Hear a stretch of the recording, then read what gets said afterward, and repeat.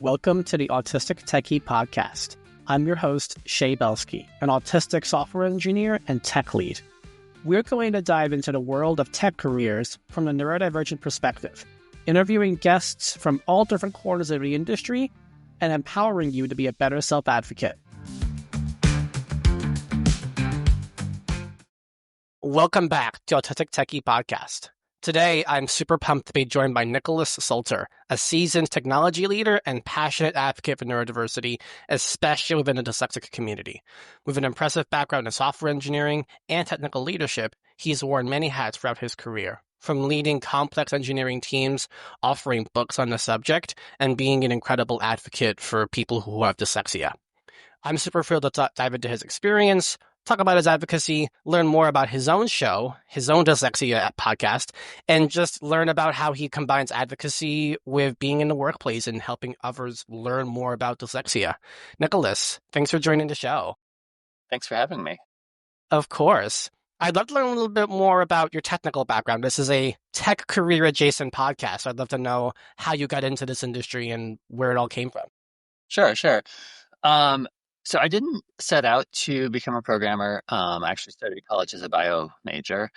Turned out I didn't really like chemistry that much. I took the intro CS class, loved it. Switched to computer science, and this was at Stanford in the late 90s, so it was kind of like the peak of the first .com era. So it was just a good choice all around. Everybody was doing it. Everybody wanted the website. Yep. And so since then, I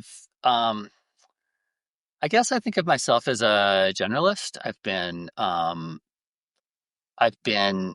a manager at various levels, including a CTO. I've been individual contributor. I've done mobile development, web development, backend, DevOps. I don't everything. have like a specific area of expertise. I kind of just do whatever needs to get done. You do whatever the job requires. Is there a particular kind of tech that you like more than others at this point? I do really like mobile development still. I find it really satisfying to work within the constraints of a mobile app, especially iOS development, because there's kind of one right way to do things when you're writing an iOS app, as opposed to writing a web app where there's like a million right ways to do things, and the right way changes, or the new hot way changes every 3 months. And I also lately I've been working on some like complex SQL queries. I do like kind of digging in and optimizing that. I've gotten kind of into that lately. So yeah. I remember in my last job when I added an index to a table for a Postgres SQL query, and I drastically improved the load time. And I'm like, yes, I'm a front-end engineer, and I don't know if I actually did anything that worked here, but I remember that satisfying feeling of being in the back end and the database level and seeing that stuff kind of percolate out to everywhere else. Yeah, that's super satisfying. It is satisfying. And you get to talk about it for people too. It's like, look at this cool thing that I did. And they're like, but what is there to look at? And it's a performance chart. But it's still something that I take a lot of pride in. If I ever have to touch back end, it's a cool thing to think about. Now, you and I talked about this a little bit before, and we talked about your advocacy for people who have dyslexia. How did you get started with that? Sure. So my daughter is dyslexic. She's 17 now, and it started really so obviously before she was dyslexic, like I'd heard of dyslexia, but like most people, I didn't really understand it. Like I thought I knew what it was, but I really didn't know what it was. And so when my daughter in first grade wasn't learning how to read, dyslexia strangely was not what we thought of. Like it just didn't occur to us. And so she was just like the symptoms she was exhibiting in first grade was just not enjoying school. Uh-huh. It was affecting her self-esteem. She was starting to feel dumb. And she was like doing worse in other areas, like her even like her math skills, because her confidence was getting so low. So like midway through first grade, she was like not able to solve math problems that she was able to solve before first grade. Interesting. Yeah, so she was just like not doing well, and we really had no idea what was going on. But we actually pulled her out of school, and homeschooled her for most of second grade. And we still really didn't know what was going on. You know, both my wife and I are like, we're fairly well educated. Like, we're not educators, but like, we're fairly well educated and well You know read. what's going on. You have And an like, idea. and we just still, it didn't like sink in that, like, oh yeah, she probably has dyslexia. Like, it was a, it was a strange kind of thing the way it evolved. And really, it wasn't until like fourth grade um, that we finally were like, okay, like she probably has dyslexia. Like, let's actually get her assessed for this and get like an official identification. And so coming out of that experience, and then sort of like digging into dyslexia and learning, okay, by our best estimates are in the US that approximately 20% of people are dyslexic. Many? Yeah. Wow. And I mean, it's a spectrum. So, some people have it much more milder than others. But yeah, I mean, people say anywhere from 15 to 20%. So that's like up to 1 in 5 people. And so, um, y we often hear from dyslexic people that they, when they sort of talk to their teacher or with the parents of a dyslexic person, when they talk to the teacher or the school, they'll say, "Oh yeah, we've never had a dyslexic person before." And it's like, well, you definitely have had a dyslexic person before. You just didn't know it. There's an element of masking in there too. I know masking is often referred to for ADHD and autistic people, but I absolutely know dyslexic people who have to mask or kind of like scrape by. That's what I'm Yes. thinking right now. Yeah, definitely. And um, I think in my daughter's case, she was able to mask it by kind of like memorizing the picture books and stuff. Um, Interesting. yeah. So, like we'd read a picture book to her a few times and then she could read it back to us, but she wasn't reading it. She had just memorized it. He wasn't understanding it. Yeah. She wasn't able to like if you gave her the same words on paper out of context, she wouldn't be able to read them. Interesting. How much do you think the issue of the diagnosis stemmed from a gender thing? I know that I'm assuming your daughter is roughly the same age as I am right now. I know that when I received my diagnosis, it was still a mostly white male kind of thing for neurodiversity. That's Uh, changing now, but yeah, I mean, I think that's probably more true for autism. Probably, I would guess ADHD as well, but I don't have any evidence to back that up. okay. Um, I think that I don't know how much that plays into dyslexia, because I don't know if I'm trying to think about sort of your stereotype of a dyslexic student. I have no idea either. Yeah, I don't Like either. I'd definitely be curious to know if that plays into it. I know that for autistic ADHD people, like what I thought of when you were talking about it was like the emotional aspect of it. How much of her struggles in school were being attributed to emotion and her growing Mm. up versus her having an actual problem that she couldn't articulate. That's interesting. Um, yeah, that is a super interesting point that I actually hadn't thought of before because her first grade teacher, um, when she was really struggling, also wasn't really that good at handling the emotion of the students. And so Mm. she didn't like it when students in class cried and things like that. Um, so that could definitely have contributed to it. That's an interesting point. I hadn't thought of that before. I know a lot of folks who are women who have been diagnosed with autism, and one thing that I have heard almost consistently from all of them is that when they were younger, their neurodiversity was being attributed to emotion rather than something being different about their brain at the underlying level. The bio, bio Yeah, that the biology of it being a little bit different. right. Right. Yeah. Interesting.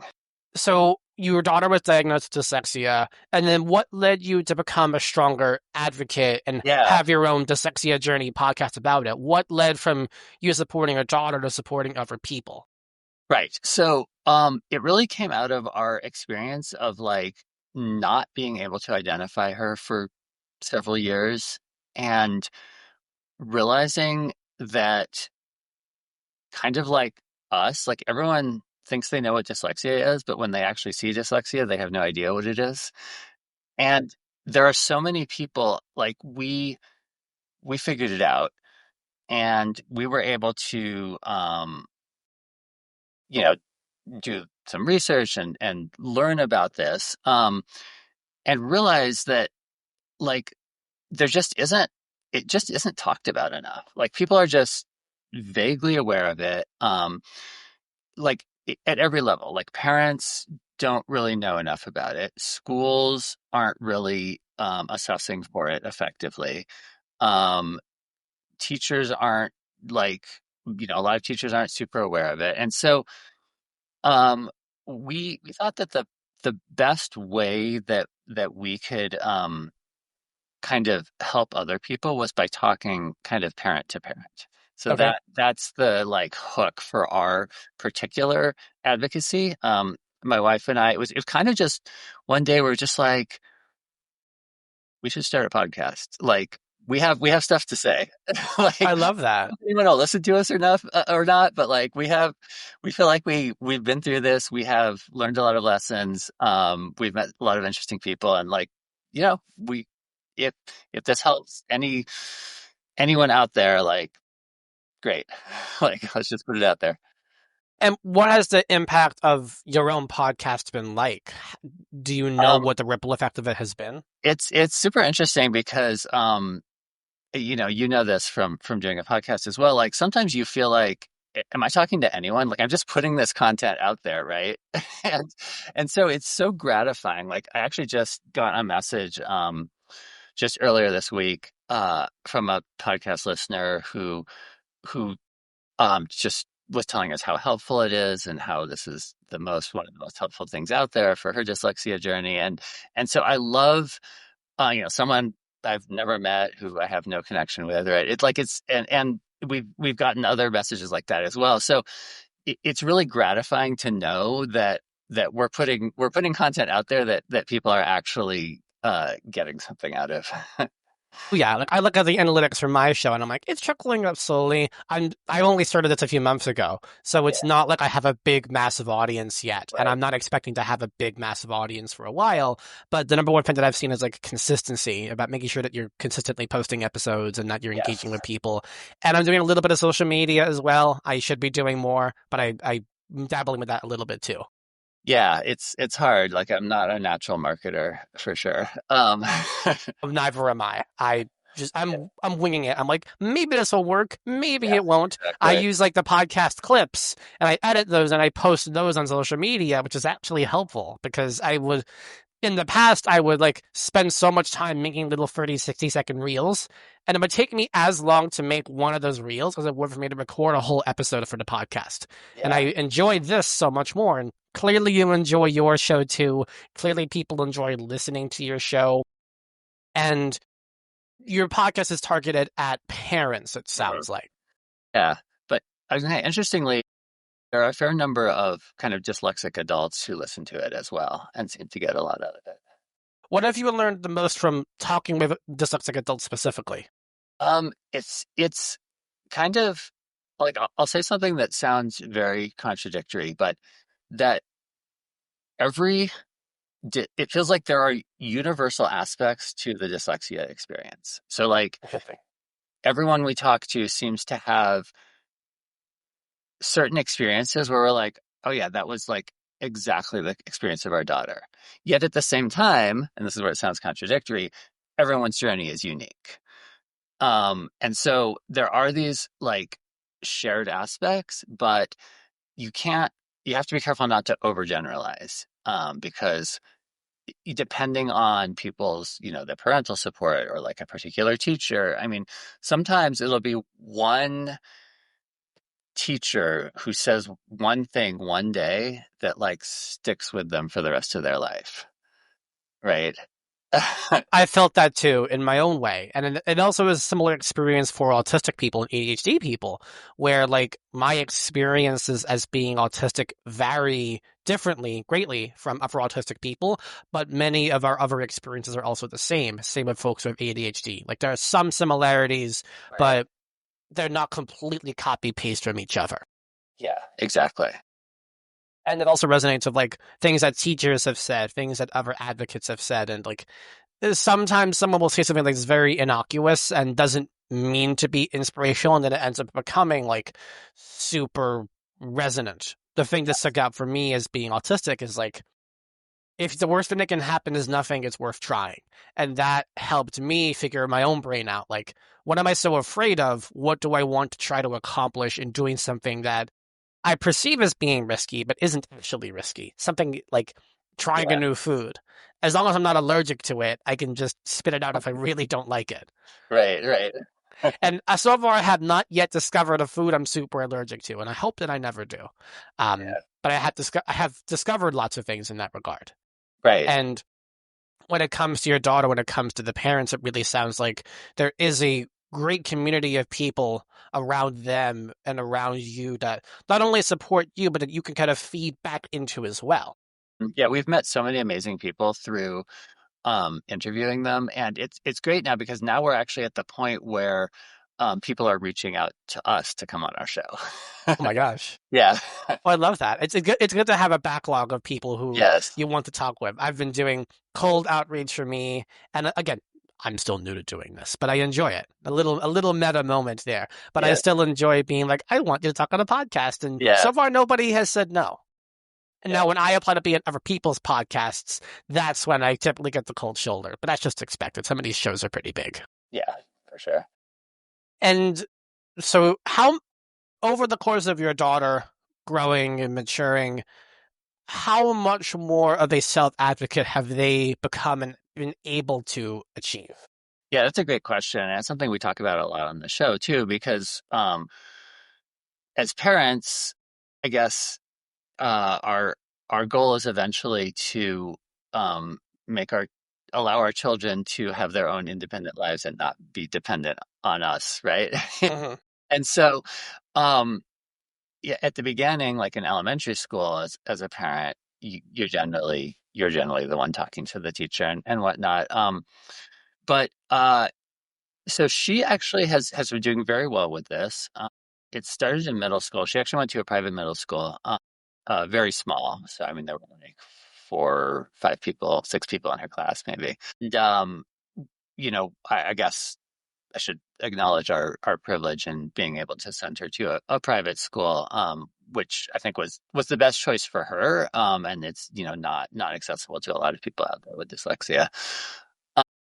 But she had some good teachers there who really kind of worked with her to get her to advocate for herself. And so then when she got to high school, and now she's at like a regular size 2,000 person public high school, she toward the beginning we did more of the like talking to the teachers at the beginning of the year, things like that. But as the years progressed, she's gotten a lot better, and now we're really not involved at all. Like she goes and talks to her teachers at the beginning of every semester and says, "Hey, I'm dyslexic. Like need extra time on tests. Can you give me your notes ahead of time? Things, all those kind of things."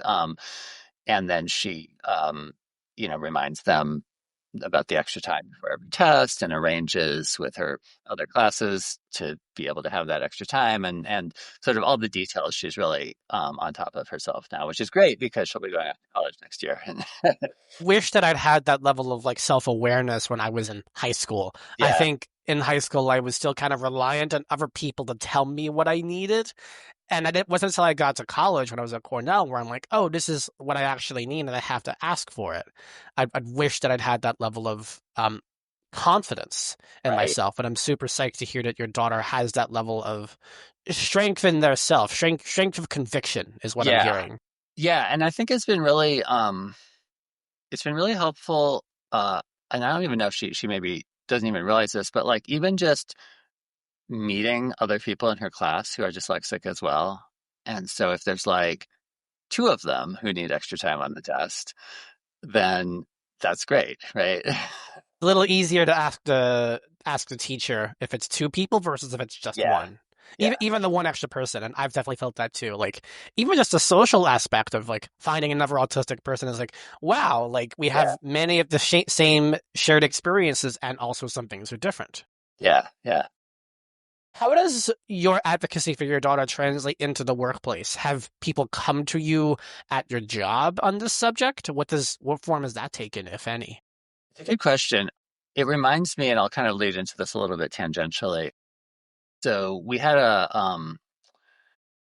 short recently, but we often do like what you're saying, where like we post the content on YouTube and then we sort of pull out shorts from it and post those, and those get the most engagement.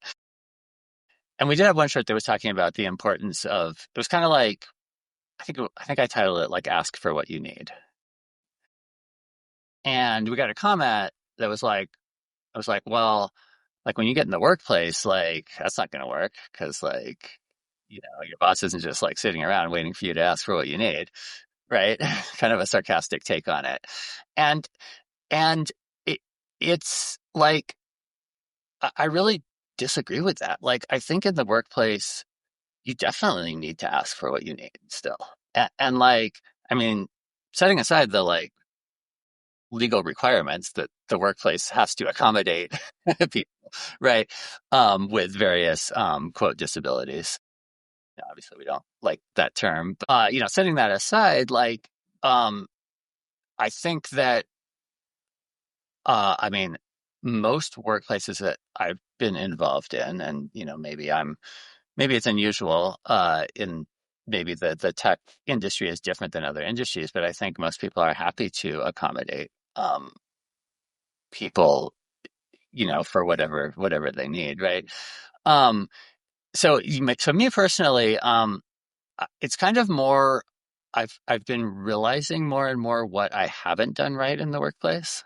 So I've been in a position of hiring manager at several different companies, and um, so in the tech world, as probably most of your listeners know, but maybe not, we do this kind of ridiculous thing where when you're interviewing for a programming job, you have to do essentially a live timed test in front of the interviewee. Bane of my existence. Yeah. And so um I it didn't even occur to me until a few years ago that this was not a fair way to assess people um on various places on the neurodiversity spectrum. Like it's just not. Like it works well for some people and it's terrible for others. When I was a hiring manager at my last job at my startup, I actually gave people the option. I said we can either do this synchronously, like a traditional like whiteboard type of interview, where we're in a virtual environment doing some coding, or we can do something similar, which will be a take-home test. And by and large, most people, but not everybody, but most people chose the asynchronous take home option. Because at least at that point, they have their own coding setup, they have their own tools that they use. And whether that's somebody who is neurodivergent or neurotypical, people have like their way of working. And Right. doing that in a coder pad leak code style of thing doesn't work for everybody. Not that it doesn't work for nobody, but most people, I think, choose to use their own setup that they're familiar with. Yeah, there's a great book that I read by Ed Thompson called A Hidden Force: Unlocking the Potential of Neurodiversity at Work. I think I want to say I've read it. Yeah, it's a great book, and we had Ed on our show last year or the year before, I can't remember. Um, but he's really passionate about emphasizing that the traditional work environments and the traditional selection criteria really damages the organizations as much as the people that it effectively discriminates against because they're not getting the benefits of all the neurodiversity. Like they're selecting for a very narrow range of people who can do, one thing very well, which in the case of our field is like do a timed test under pressure, right, or Oh whatever, yeah. um, and not benefiting from the spectrum of neurodiversity across the human population. Big distinction that I've heard, especially about neurodiversity and disability, is culture fit versus culture add. I Yeah. think I have been in interviews in the past where I'm kind of, it's like a square peg trying to fit for a round hole, and I can't force myself into that round hole as a neurodivergent person. And people who are ADHD might not be able to fit themselves into a culture that can't support them. Not that they don't want to be there, but they can't be there. Oh yeah, totally. The culture fit is such a terrible practice because it used to be, I mean, it used to effectively just lead to hiring, you know, The straight same white kind of guys, person right? over and over. Like, oh, if you don't want to have a beer with us after work, or if you're not like a gamer or whatever, you don't With fit in this politics. organization. Yeah. Yeah. So that's definitely part of it. So I would say like I'm really trying to change my hiring, interview practices when I can. And then the other thing that I've started really trying to do is just the same type of accommodations that people have in school, um, for dyslexia specifically, is like, okay, materials ahead of time, or like not having to like read stuff on the spot. Like, great, that's easy. Like, send a write up before the meeting. Like, don't expect people to like, read it live in the meeting and have anything meaningful to say. Like, give people time to think about it ahead of time. Was going to ask, and it sounds like that your greater awareness of neurodiversity has directly influenced how you manage and how you lead. Is that fair to say? I try to. Yeah. I mean, I think I've gotten a lot better at understanding that everyone is unique and everyone. So this is like a more global understanding.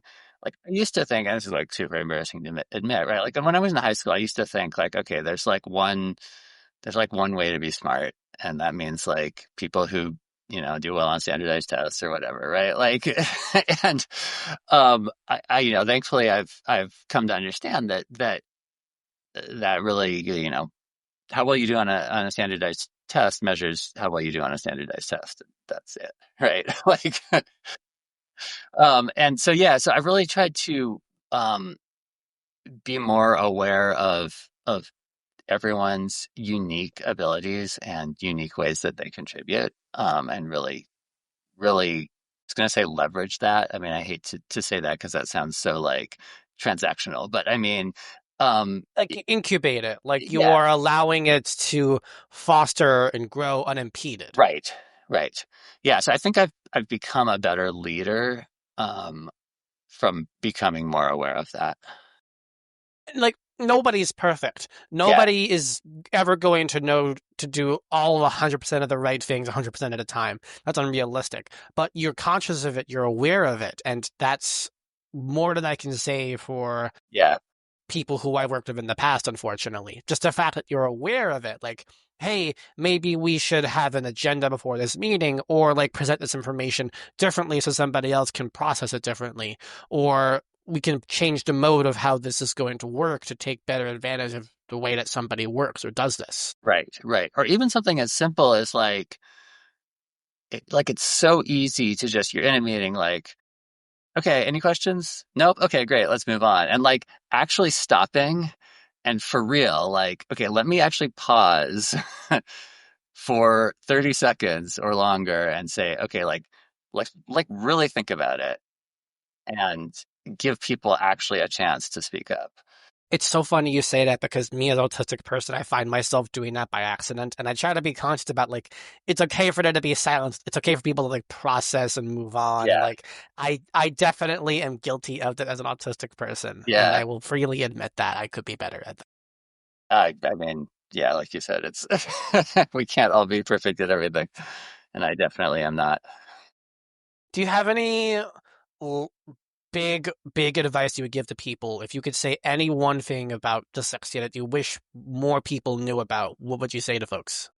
Yeah, I mean, I think with dyslexia, and I think this can be generalized to all types of um, you know, differences, neurodiversity on the spectrum. I think as a parent, you really have to trust your instincts. Like if you think there's something, and again, I don't mean this pejoratively, but if you think there's something not right, and I don't mean that having dyslexia or autism is not right, but I mean that your child is not fitting into the system, and that there might be a sort of innate reason in your child for that, like trust your instinct.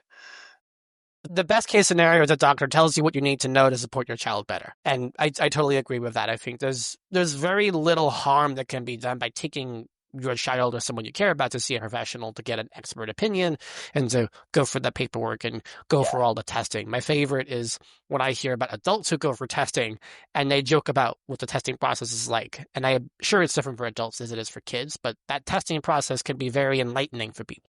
Yeah, totally. And like it's so people, there's a lot of discussion obviously about labels, right? And I think that in my experience with dyslexia in particular, it seems like people are fairly um universally happy to get a label in the sense that they then understand why this is harder for them. Gives them context. It gives Yes. them something else to understand. It Yeah. gives them something to read about and listen to, Yeah. like a It's show like, like this or a like, show like yours. right. It's like, I'm not dumb. Like, I have dyslexia. Like, I'm smart, It's validating. Like it's not just you. but There's a reason yeah, for it. yeah, yeah. I totally get that. Nick, this has been an incredible episode. If people want to find you, if they want to listen to your own show, where can people catch up with you? Sure. It's called Dyslexia Journey. It's available on all podcast platforms. So, Apple Podcasts, Spotify, and YouTube as well. I will make sure that I put links to your show in the show notes. So whatever you're listening to this episode, you'll be able to find his show and go add his recent episode whenever you get the time. Nick, this has been an amazing time. Thank you so much for coming on and for talking about everything dyslexia. Really Yeah, appreciated it. Shay, thank you as well for what you do. It's, I think, a labor of love for both of us. Thank you. Labor love's a good way to say it.